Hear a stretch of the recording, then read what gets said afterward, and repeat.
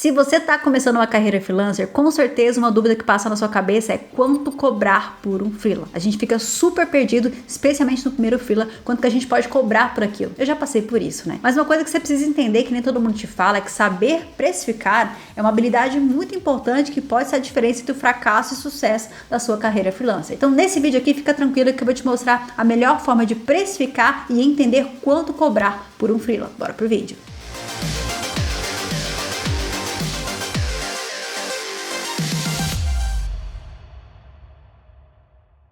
Olá pessoal, bora para mais um vídeo do seu canal Tequita. Seja muito bem-vindo ao meu canal, o Tequita Dev. Esse é um canal que tem muita informação para você sobre carreira freelancer, sobre tecnologia, sobre programação, tem muita coisa e eu não sei por que você até agora não se inscreveu ou não deixou o seu like ou o seu comentário, que é muito importante. Aliás, tenho certeza que se você já é raiz, por favor, já deixa aquele like, aquele comentário que é muito importante, que eu quero trazer mais conteúdo sobre freelancer aqui no canal. Pra quem não sabe, eu trabalhei por quase 10 anos como freelancer, né? Então, eu vivi esse modelo durante muito tempo da minha vida, eu consegui conquistar ali estabilidade nesse modelo de trabalho, que não era um modelo muito bem visto quando eu comecei e principalmente, né, consegui tornar ele extremamente rentável. Então, quando a gente fala de precificação, né, de entender quanto cobrar, de entender como se posicionar no mercado, é uma coisa que eu vivi isso, né, que eu passei por isso. Então, hoje eu vou compartilhar algumas estratégias aqui com você. Acho que a primeira coisa que a gente precisa entender, que é muito importante, é que a maior dificuldade de quem está começando é entender o valor do seu trabalho, muito além das horas que você dedica para isso, muito além do código que você escreve, por exemplo, né? Se você não for programador, ali da arte que você desenha. O seu trabalho não é só um código, o seu trabalho não é só uma arte. Aquilo vai ter um impacto ali no negócio do cliente, né? Por exemplo, você vai fazer um site para o cliente, isso vai aumentar a visibilidade dele, isso pode aumentar vendas, isso pode aumentar faturamento. Então não é só sobre o código, não é só sobre o serviço que você está prestando ali, mas é o impacto que isso vai gerar ali no negócio. E ter essa visão vai te ajudar a entender qual que é o valor agregado que você está entregando para o seu cliente. Você como freelancer, você é um profissional especializado, você tem expertise em um determinado assunto, né? Você é uma pessoa que estudou, que adquiriu conhecimento para conseguir entregar aquele serviço, para conseguir entregar aquele resultado para o cliente. E é justamente sobre isso a palavra, resultados, né? Quando você é um freelancer que foca ali a sua carreira em criar bons projetos que tenham resultados para os clientes, você consegue se posicionar muito melhor no mercado e ganhar cada vez mais. Eu acho que essa é a grande chave, entender qual que é o valor do seu trabalho. Porque dessa forma você consegue precificar de forma justa, né? Conseguindo entender qual que é o valor agregado que você está entregando. Então não é sobre você dedicar X horas, né?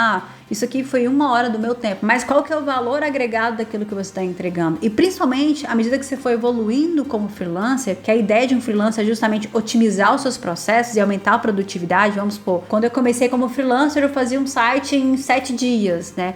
Depois eu já tinha quase tudo pronto, eu fazia um site em 2 dias. Não quer dizer que eu vou cobrar menos para aquele serviço só porque eu gasto uma quantidade menor de horas, né? Então tem todo o valor agregado ali do projeto que eu estou entregando que eu tenho que entender. Acho que esse é o ponto principal, né? É claro que você tem que saber quanto vale a sua hora, mas você precisa entender também qual que é o valor do seu trabalho para que você consiga cobrar de forma justa. Chegou a hora de dar o próximo passo e colocar o seu site profissional, o seu projeto pessoal ou o seu portfólio no ar. Na Best Month da HostGator você garante os maiores descontos do ano para ter uma hospedagem estável e rápida para o seu projeto. Na HostGator você conta com CDN grátis, migração gratuita e facilitada, suporte humanizado 24 horas e até 2 domínios gratuitos. E o melhor é que na descrição desse vídeo você encontra um link exclusivo com até 77% de desconto nos planos da HostGator. Olha só, hein? Além de um reembolso garantido de 30 dias. Mas é claro que esses descontos são por tempo limitado. Então já corre na descrição aqui desse vídeo para você garantir a sua hospedagem HostGator antes que acabe. Quando a gente fala em valor hora também, ele é importante que você consiga chegar nesse valor hora, porque isso vai ser a base, né? A base do que você vai cobrar sempre vai ser o seu valor hora. Você nunca vai cobrar menos do que isso, porque se você cobrar menos que isso, você está tendo prejuízo. Então, esse ponto é muito importante. Primeiro, entenda qual que é o seu valor hora. Quanto custa para que a sua empresa funcione? E é justamente sobre isso. Um freelancer, ele é uma empresa. Ele pode ser uma eu-presa, mas ele é uma empresa. Então, você tem um custo de operação. Qual que é o seu custo de operação hoje como freelancer? Vamos pensar ali em custos fixos e custos variáveis. Custo fixo, o lugar que você trabalha. Se você trabalha em casa, você pode colocar o seu aluguel ali, ou se você tem uma sala comercial, o aluguel da sala comercial. Você também tem energia,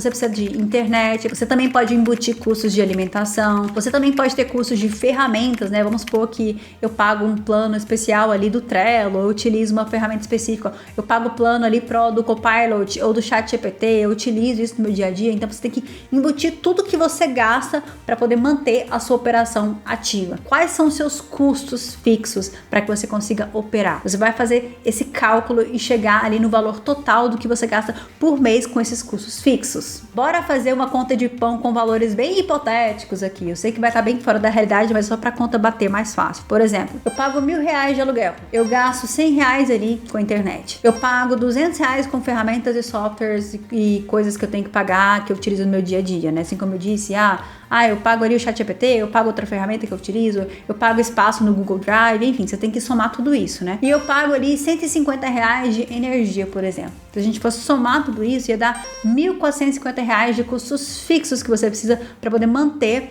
a sua base, a sua operação ativa. Além dos custos fixos, o que você precisa considerar, dependendo do projeto, são os custos variáveis, né? Então, se tem um projeto que você vai precisar fazer algum investimento, terceirizar alguma coisa, ou que você vai precisar comprar alguma coisa para que seja executado ali o projeto, por exemplo, eu vou comprar imagens, eu vou comprar algum outro tipo de recurso que eu vou utilizar no projeto, você também tem que colocar isso na ponta do lápis para aquele projeto específico. Eu falei aqui no custo fixo operacional, né? Então a gente não está contando com o seu salário, você tem que receber por isso, né? Você não pode só contar com os seus custos fixos. Então a ideia aqui agora é que você pense qual que é a sua meta que você quer ganhar como salário por mês. É justamente esse cálculo que você precisa fazer. Então, por exemplo, se você fala assim para mim, cara, eu quero ter um salário de R$7.000 por mês, assim, para mim tá ótimo. Então, na verdade, o seu custo operacional, de fato, para que você consiga manter a sua empresa funcionando, seria R$8.450, que é o seu custo fixo, a base ali dos custos fixos, mais o seu salário, que é a sua pretensão ali de ganhos por mês. Perfeito, agora a gente já chegou num valor de custo que a gente tem por mês, R$8.450. Como que a partir disso eu chego no meu valor hora? Aí agora você vai pensar nas suas horas úteis, e essa palavrinha é muito importante, horas úteis, tá? Porque você realmente tem que calcular uma margem ali, porque você não vai trabalhar ali as 160 horas que a gente teria ali por mês. Quando a gente fala em 160 horas, é como se você tivesse trabalhado ali 8 horas por dia, vai seguindo certinho, como se fosse uma CLT. Só que na realidade, um freelancer não é bem assim. Você tem que considerar tempo de reunião, você tem que considerar ali outras coisas que você vai fazer, planejamento, que é além da execução dos projetos em si. Então, eu diria para você tirar ali pelo menos uns 20%, uma gordurinha de 20%, para que você consiga saber precificar melhor os seus projetos. Então, por exemplo, ao invés de 160 horas mensais, você teria, por exemplo, cerca de 128 horas úteis no seu mês. Agora fica fácil fazer o cálculo, né? Você pega o seu valor total e divide pela quantidade de horas. E aí você vai chegar no seu valor hora, né? O valor hora mínimo, que seria R$66, nesse caso que a gente está falando aqui. Então, esse valor hora é a base. Você não deve cobrar menos que isso, mas não quer dizer que você deva sempre cobrar o seu valor hora. É só uma maneira de você entender que você não pode cobrar menos do que aquele valor, porque aquele valor é seu custo operacional. E aí entra naquela questão que eu falei, né, de você entender o valor agregado que você está entregando para o seu cliente. Vamos supor que você é uma pessoa que você tem muito expertise em fazer e-commerce, você faz isso muito rápido, você gasta 10 horas para você colocar um e-commerce no ar. Não quer dizer que você vai cobrar R$660 pelo e-commerce, né? Então, é só uma base para você entender o preço mínimo, o seu custo operacional para isso. Mas é claro que para você chegar nessa velocidade de construir um e-commerce nesse sentido, você estudou bastante, você adquiriu conhecimento e tudo isso conta no valor agregado que você está entregando ali para o cliente. É claro que no começo é difícil a gente entender, né, o valor agregado que a gente está entregando, mas é justamente para isso que serve a base do valor hora. No começo pode ser que você vai cobrar ali mais parecido com o seu valor hora, né? Você vai acabar cobrando menos do que você poderia, mas com o tempo você vai conseguir entender melhor o valor agregado e conseguir se posicionar melhor no mercado. Então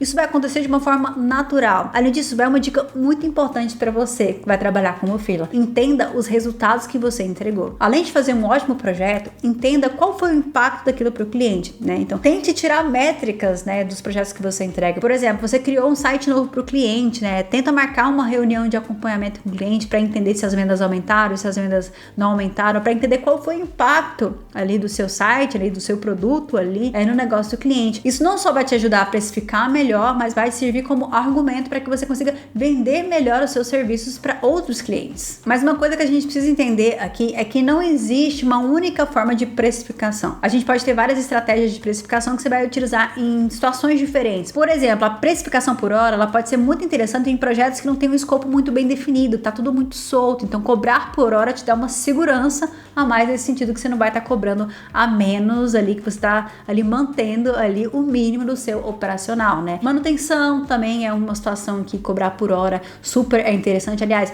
você pode fazer um contrato de manutenção onde a pessoa tem, sei lá, 10 horas por mês com manutenção com você, e aí você vai cobrar o valor da sua hora pelas horas contratadas de manutenção, né? Tem muito esse tipo de contrato de manutenção, né? Mas é uma situação onde a precificação por hora seria a mais interessante. Inclusive, aqui já vai uma dica, né? Eu já peguei vários projetos como freelancer que era para terminar o projeto que alguém entregou, né? Então, vamos supor, alguém entregou um projeto no meio do caminho e era para eu terminar esse projeto. Neste tipo de projeto, eu só trabalhava com valor por hora, não trabalhava com valor fechado, porque você não sabia qual que era a bomba que você ia encontrar ali no código, né? Então, é um ponto importante você se resguardar também. Outra forma de estratégia de precificação seria precificar ali por projeto. Então, você avalia o escopo do projeto, né? Você vai dar um preço fechado pela entrega daquele projeto, né? Nesse ponto aqui, você precisa entender muito bem o escopo do projeto. Então, a dica que eu dou é: faz ali uma análise de requisitos, né? Desenha certinho tudo que vai ser desenvolvido para que você tenha a visão real do esforço que você vai ter, para que você consiga cobrar ali pelo valor do projeto. Quando a gente fala de cobrar o valor do projeto, a gente sempre tem que respeitar o mínimo das horas. Então, se você olhou para o projeto e falou assim: eu vou gastar ali umas